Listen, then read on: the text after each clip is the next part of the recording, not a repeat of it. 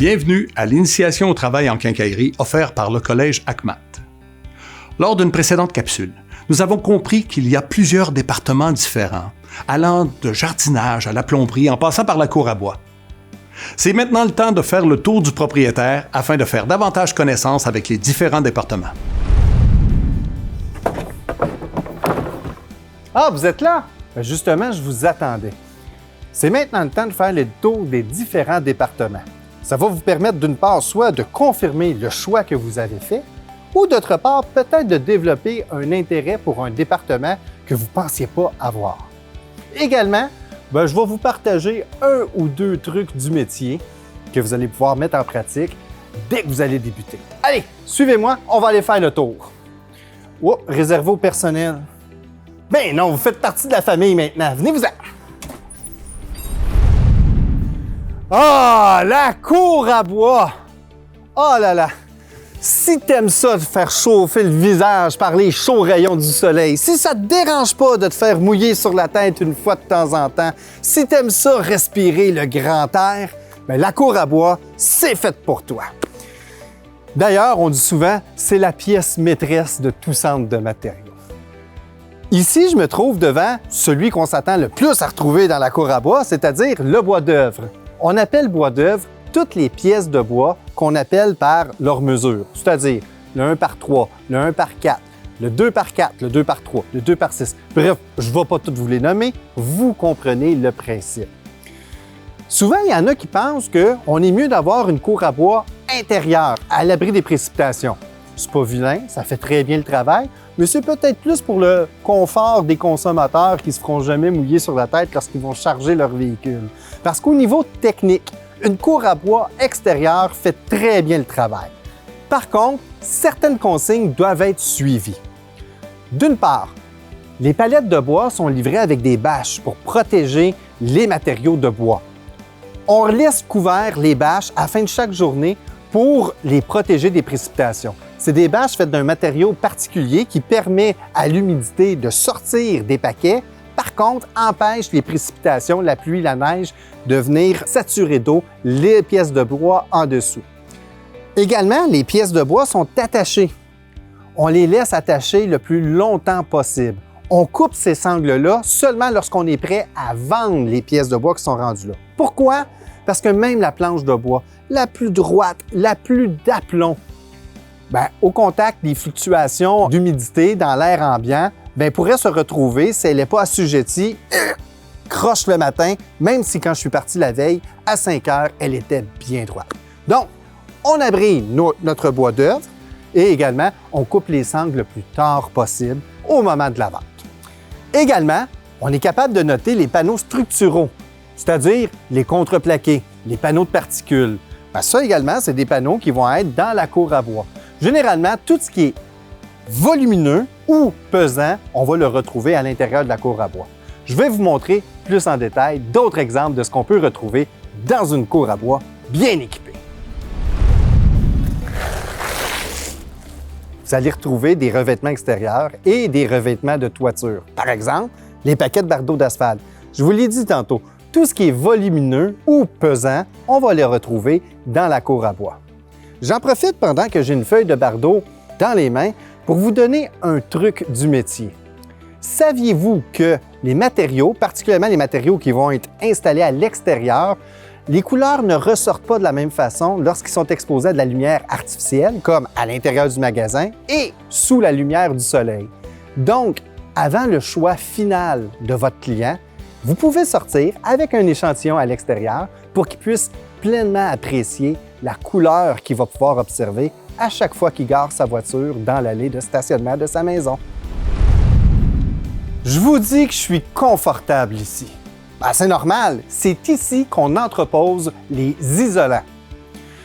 On remarque qu'on est à l'abri des intempéries, c'est sûr. La laine minérale n'aime pas être mouillée, mais il ne faut pas la mouiller. Et également, j'aimerais attirer votre attention sur le fait qu'on en a plusieurs. Ce sont tous des formats différents. Il y a une laine pour chaque application, selon la quantité d'isolant qu'on a besoin d'avoir, mais également la distance qu'il va avoir entre les éléments de structure pour retenir la laine. Également, il existe plusieurs sortes de laine. On a la laine minérale, on a de la laine faite en roche. Également, au niveau des isolants, on a d'autres choses, comme ici, exemple, j'ai un polystyrène extrudé. Donc, j'ai des panneaux, j'ai des matelas, j'ai même de la laine en vrac, comme des confettis. On appelle ça de la laine soufflée, ça peut être soit de la laine minérale ou de la cellulose. Tout ça dans le même coin de la cour à bois, d'où est-ce qu'on entrepose les isolants bien à l'abri des intempéries. Maintenant, on est rendu avec des panneaux muraux. J'ai ici des feuilles de gypse. Vous remarquez qu'il y a différentes épaisseurs. Peut-être que vous ne le remarquez pas non plus, mais moi, je vous le dis, il y a différentes épaisseurs. Et également, vous pouvez noter que ça vient en paquet de 2. Pourquoi en paquet de 2? Transporter une feuille de gypse tout seul, elle va trop avoir de ballon et elle va se casser. À 2, qui sont reliés tout simplement par une languette de papier, c'est quand même assez fort, mais ça va mieux se transporter à ce moment-là sans briser les feuilles de gypse. Faites attention en les manipulant. Beaucoup de feuilles, malheureusement, se retrouvent au rebut. Pourquoi? Lorsqu'on les soulève, on les dépose par terre, on brise les coins. Beaucoup plus difficile à ce moment-là d'être capable de faire une belle finition de joint.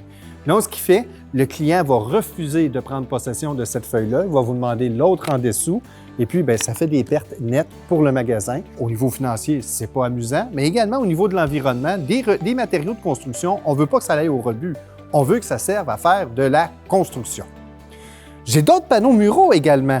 Juste dans les supports qui sont là, j'ai des matériaux désagglomérés, j'ai des préfinis. Donc, le gypse est peut-être le plus connu, mais ce n'est pas le seul. On retrouve toutes les possibilités dans la cour à bois.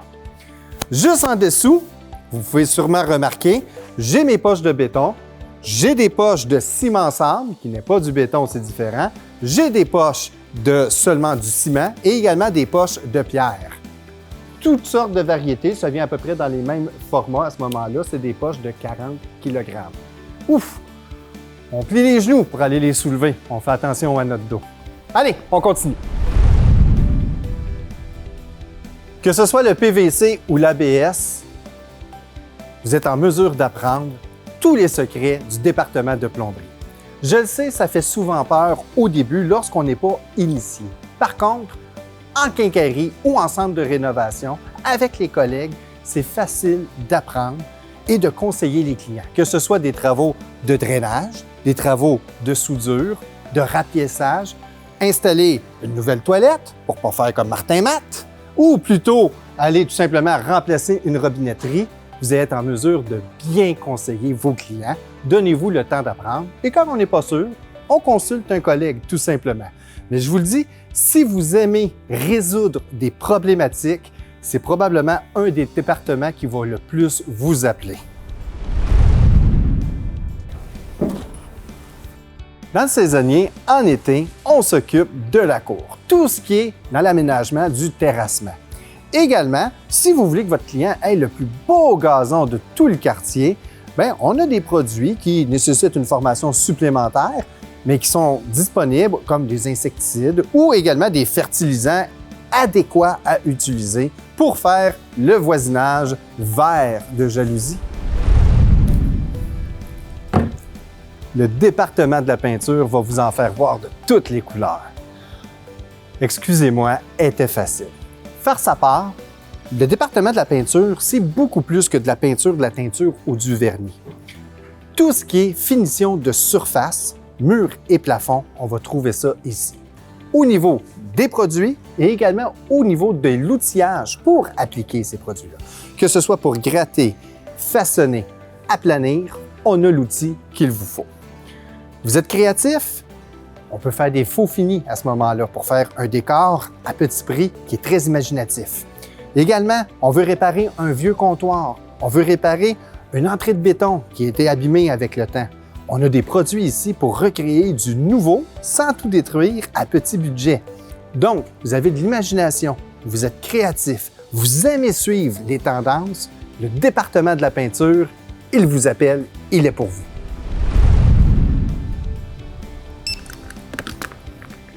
La caisse, c'est un département qui est beaucoup plus que prendre juste les paiements.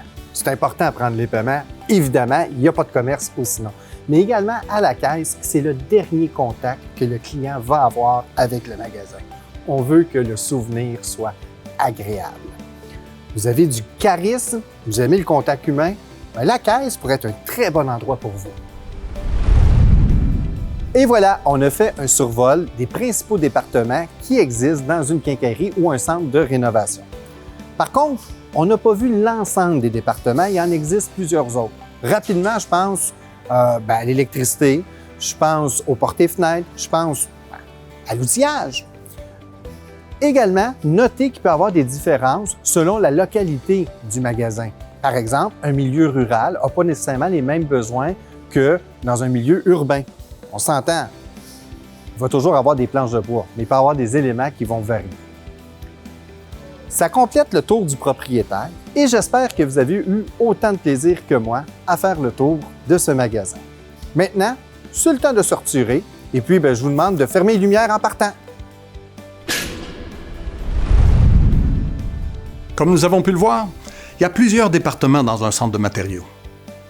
Bien que chaque département a son choix de pratique bien à lui, chacun des départements est appelé à travailler ensemble. Maintenant, pour poursuivre votre initiation au travail en quincaillerie, cliquez sur le lien de la capsule suivante. Après le visionnement de l'ensemble des 6 capsules, vous serez fin prêt pour répondre au quiz de validation des connaissances qui vous permettra d'obtenir votre certification. Le certificat est reconnu dans toutes les quincailleries et tous les centres de rénovation membres de l'Association québécoise de la quincaillerie et des matériaux de construction.